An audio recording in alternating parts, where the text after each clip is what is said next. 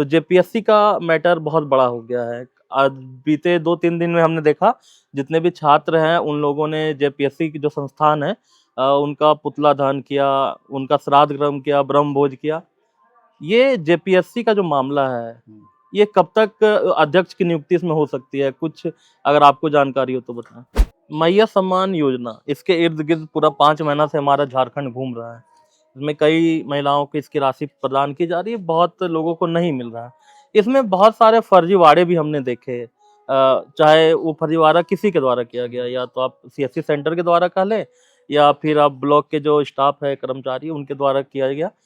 इस पर आपकी क्या प्रतिक्रिया भैया? क्योंकि ये योजना बहुत महत्वाकांक्षी योजना है। तीसरी का जो क्षेत्र है वहाँ भरसक मात्रा में अबरक उपलब्ध है। ढिबरा की जो खुदाई है वो बंद कर दी गई, रघुवर दास की सरकार के उसी टाइमिंग में बंद हुई थी। एक टेन्योर फिर जेएमएम ने पूरी की और दूसरा टेन्योर स्टार्ट हुआ। आपको क्या लगता है कि जो ढिबरा, जो अबरक उधर जो बिजनेस था वो कंप्लीट बंद कर दिया गया, वहाँ के जो लोग थे वो काफी बेरोजगार हुए हैं, इसमें कोई शक नहीं। क्या हेमंत सोरेन इस पर ध्यान देगी? हो सकता है आगे चलकर क्या इसे स्टार्ट कराया जाए या इसे मुख्य धारा में जोड़ा जाए? आप बीजेपी से जेएमएम में आए, आपको बीजेपी और जेएमएम में अंतर क्या लगता है? सबसे ज्यादा न्यूज जो चला कि अब परनोदा राज्यसभा सांसद बनेंगे, इस पर क्या प्रतिक्रिया? देखिए, अभी तो आपने बोला कि विधानसभा लड़ेंगे कि नहीं, उस समय की जो बात चली उस पर बात कर रहा हूँ। और राज्यसभा देखिए ये सब। नमस्कार, मैं भरराज और आप देख रहे हैं आपकी सभा। झारखंड में विधानसभा चुनाव खत्म हुआ, उसके बाद सरकार का गठन भी हुआ। जेएमएम और कांग्रेस मिलकर यहाँ पर सत्ता संभाले हुई है, सरकार चला रही है। कई तरह के वादाएं की गई है सरकार के द्वारा, जब इलेक्शन मोड में पूरा झारखंड चल रहा था। आज जेएमएम से वरिष्ठ नेता प्रणव वर्मा जी हमारे साथ जो प्रणव वर्मा जी से आज हम पूछेंगे और जानेंगे झारखंड की वर्तमान जो स्थिति है और वर्तमान जो मांग है वो जेएमएम सरकार या हेमंत सोरेन की जो सरकार है वो कब तक पूरी कर पाएगी। स्वागत कीजिए हमारे चैनल में प्रणव जी का। स्वागत है भैया। धन्यवाद। चुनाव खत्म हुआ, सरकार का गठन हो गया, कुछ सवाल अभी तक जारी है, खास करके जब हम युवाओं की बात करते हैं तो जेपीएससी का मैटर बहुत बड़ा हो गया है। आज बीते 2-3 दिन में हमने देखा जितने भी छात्र हैं उन लोगों ने जेपीएससी की जो संस्थान है उनका पुतला दहन किया, उनका श्राद्ध कर्म किया, ब्रह्म भोज किया। ये जेपीएससी का जो मामला है, ये कब तक अध्यक्ष की नियुक्ति इसमें हो सकती है? कुछ अगर आपको जानकारी हो तो बताएं।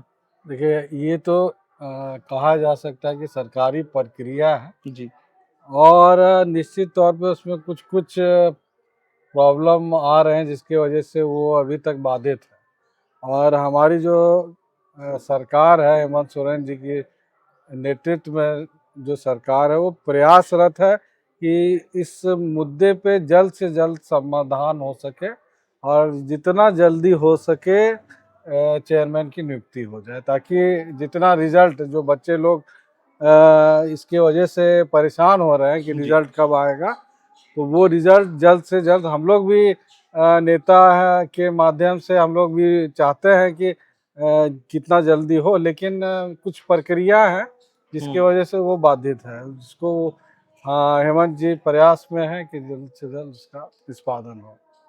मैया सम्मान योजना, इसके इर्द गिर्द पूरा 5 महीना से हमारा झारखंड घूम रहा है। इसमें कई महिलाओं को इसकी राशि प्रदान की जा रही है, बहुत लोगों को नहीं मिल रहा है।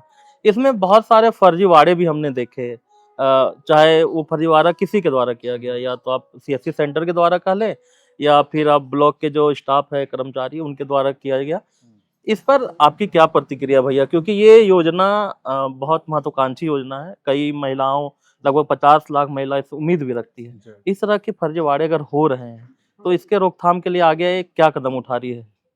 निश्चित तौर पे पहला तो मैं धन्यवाद देना चाहूँगा हेमंत सोरेन जी को, जिन्होंने, मुझे लगता है कि पूरे भारत में पहला बार ऐसा इनिशिएटिव लिया और सबसे पहला ऐसा सरकार है जिन्होंने सभी महिलाओं को 2500 रुपये मैया सम्मान देने का काम किया सरकार बनते के साथ।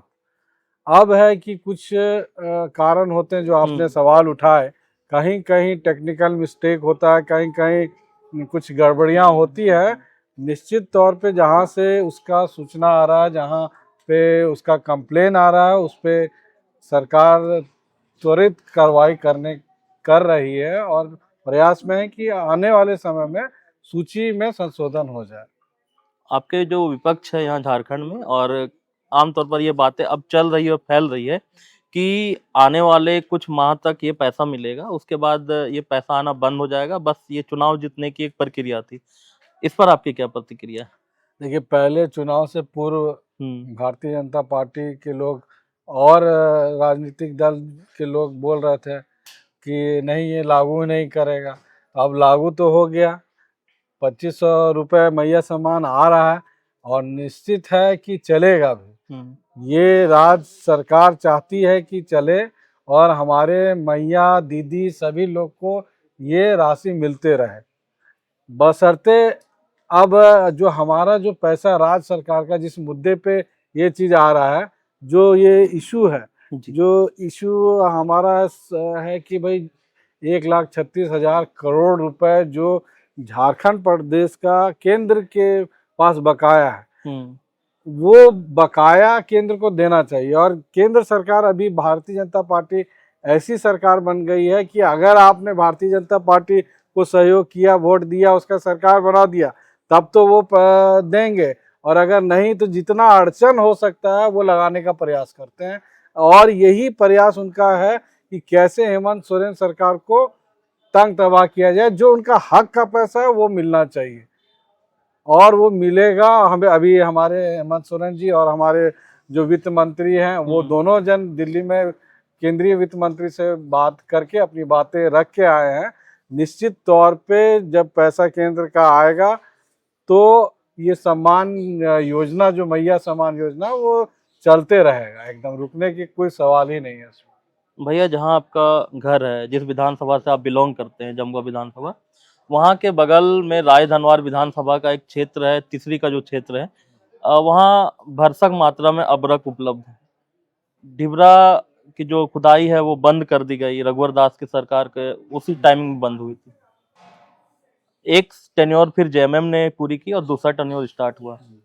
आपको क्या लगता है कि जो ढिबरा, जो अबरक उधर जो बिजनेस था वो कंप्लीट बंद कर दिया गया, वहाँ के जो लोग थे वो काफी बेरोजगार हुए हैं, इसमें कोई शक नहीं।